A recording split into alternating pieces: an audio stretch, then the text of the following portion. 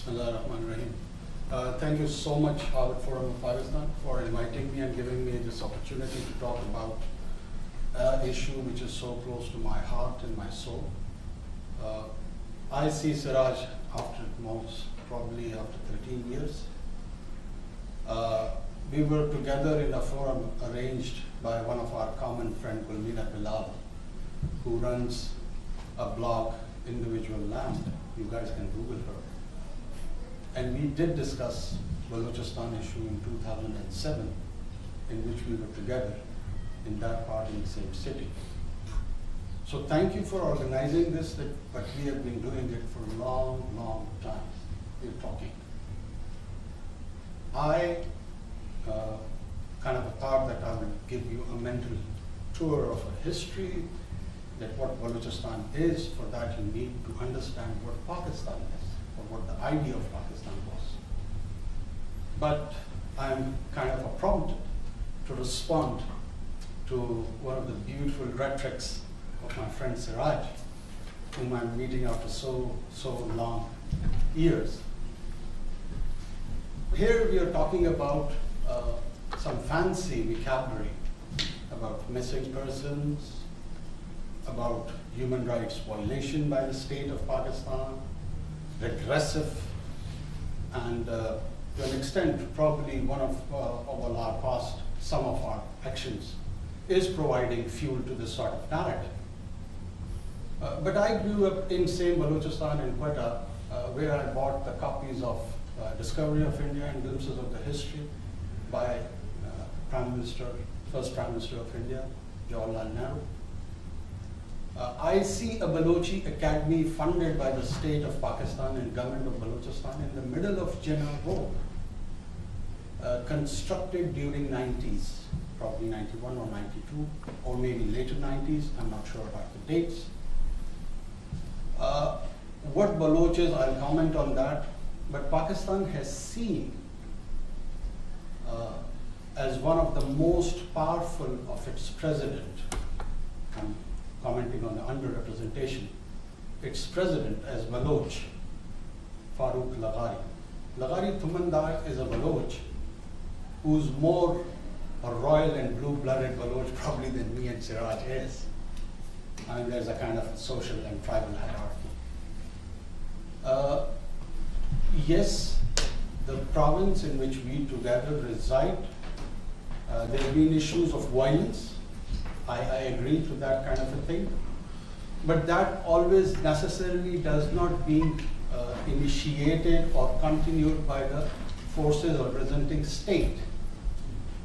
It's the militant organizations like BLA, BLF, who kind of openly advocate an armed struggle to crave out a new country. You can disagree or agree with it, but this is their stated position, that they want to kill and die for that cause. And the same intellectuals which we are mourning over here, sitting at Harvard, no doubt Maldan tragedy was one of the worst. But these same militants killed Nazma Talib. You probably would have never heard of her name, Google it. She was a mass communication teacher in Balochistan University. She was not representing the so-called deep state. She was teaching our kids, my kids, Siraj's kids, and the kids, common kids of Balochistan. We killed our vice chancellor. It was not me, the same militants who are having a big foul mouth for human rights violation.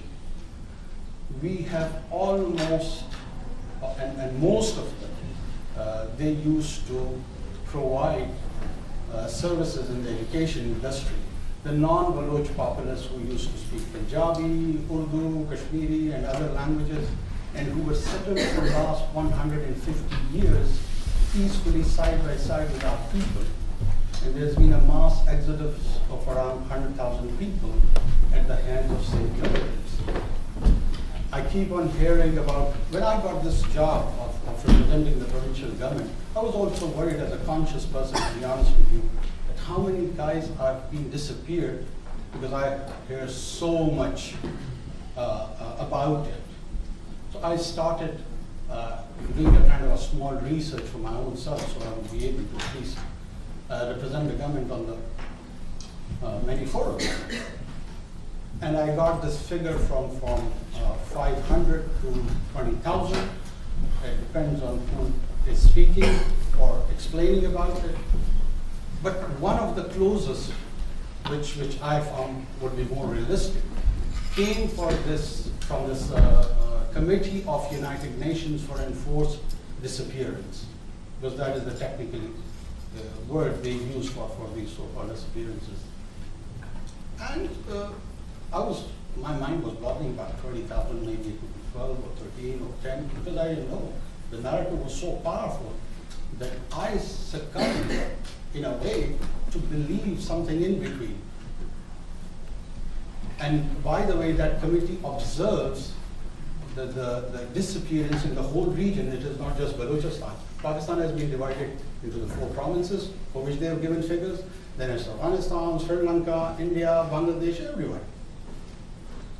And to my surprise, you guys can again Google it for reference. The number for Balochistan came 50, as compared to India, which is 8,000. I know there is a huge population, I'm not comparing that. But still, the power of narrative was so accurate that people like us who were representing the government, they got carried away. And who says that there is a darkness in 2017 in Balochistan or Pakistan? State feel mute. We've been published anything against us from New York Times to Washington Post to Guardian to Dawn to social media, mainstream media. Mama Kadir was the most popular host in one of our most popular talk shows. I remember Jerry Adams was not allowed that of IRA. His voice was not allowed to be broadcasted at BBC. But our mainstream electronic media do give opportunity to people like Hervyar Murray, Ramdas Bhukti, to be on air prime time for 1 hour and just telling them that we don't have any other option but to just break away with Pakistan, which is fine. But don't dwell in the past. Pakistan is changing. There are a lot of bad stories about Pakistan, but there are a lot of good stories about Pakistan. We conducted seminars as a government of Balochistan for this counter-narrative throughout Balochistan and throughout Pakistan. I've been in that seminar to Gwadar, and what was the panel? And I'm just kind of sharing with you that what sort of environment government has over there on this issue. In panel, there were Qamar Zaman Kaira, provincial president of PPP, PTI, JUI, and the most extreme political views, at least as considered by the sub-Baloch nationalist point of view, BNP Mengel's Isa Nouri, who represents Akhtar Mengel, whose brother Javed Mengel is on the side of secessionists. So he also had the opportunity, and our political and entire military echelon was sitting there, and we were having a very candid discussion. Then we went to Khuzda in Engineering University, and we again had the same sort of panel discussion. We had it in Quetta, we had it in Karachi University, we had it in Lahore, Evan Iqbal probably last month. So this is not the case that we are not talking about it. My problem probably is that we are not talking on the relatively neutral side of it. Well, India, there is no doubt about that. A bunch of guys, about 400 or 800, 900, they've taken upon the 5th largest army in the region. Are they doing it on their own? You're going to be kidding me. I'm not here to prove anything in the court of law, but yes, we have apprehended a serving officer. He's not a normal Indian citizen who's just roaming around taking few pictures for espionage. No. His actions, his decisions were directly responsible for the killing of unarmed citizens of my province. My friend Soz over here said that it's only Kashmiris who are suffering. Yes, they are. So do we. My teachers are being killed. Because probably the Indian establishment thinks in their own mind, this is my guess, I'm not privy to the information, that whatever is happening in Kashmir, give them an answer in Quetta and Balochistan. Great, Modi did come to Lahore. It was a nice gesture. But at the same time, his national security advisor, Dover, was probably giving some lecture in one of their universities that the best way to handle Pakistan is that if they do anything, Balochistan is gone. It is a viral video on social media available everywhere. So yes, let's talk sense. Balochistan was never a Balochistan in history as we have it today.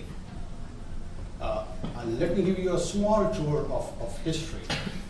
When we went through this decolonization, India and Pakistan, they were product of the Indian Parliament Act, which was passed in Westminster. And there was a huge debate that how the freedom should be given to this United India.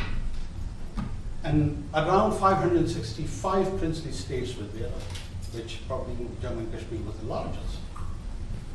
And most of them were arguing for a case that they should be given the right of self-determination, and they should exercise that right and go for an independent country. Ironically, it was the Congress who resisted this idea. And they said it would be tantamount of balkanization of India. We can't have that. Cutting the long story short, just as advice was given to those chieftains who were running those principalities, that how they could go about either to join these two domains of India or Pakistan, as that was the only legal option available by that parliamentary act. Keeping in view the religious background, geographical proximity, and so on and so forth. So the Balochistan which we today have as a province, which is the product of 1973's constitution, was in 5 regions. It was state of Haran, Kalat, Bela, Makaran, and British Balochistan. And the ethnography of this province became a mix of a large, sizable minority of Pashtuns and a relative majority of Baloch, which is the reality of the province.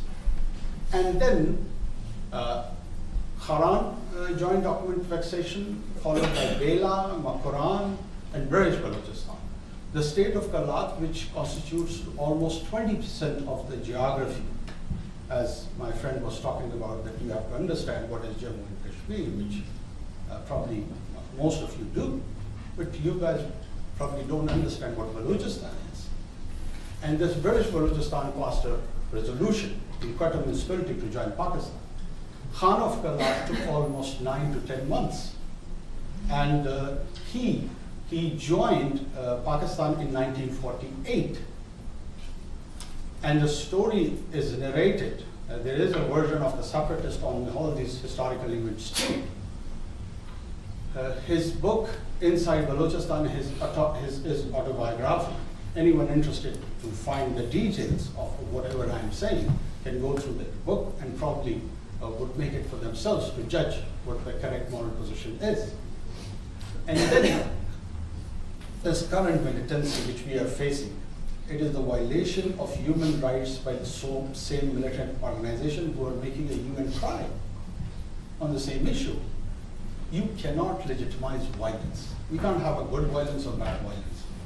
We are quite okay with the violence when we state handle that when it is religious inspired, and we should rightly do so. But if the same violence is perpetrated against the armed citizens in the name of ethnicity or organized crime, then it gets converted to a political issue, which it is not. It's an administrative issue. So I'll just conclude this, and we'll come up to this interactive session more, and let's explore for myself also. Maybe there are areas where I got it wrong, I'm quite open to get it clear and get back to my government. Thank you. And thank you, Congressman. And we'll have lots of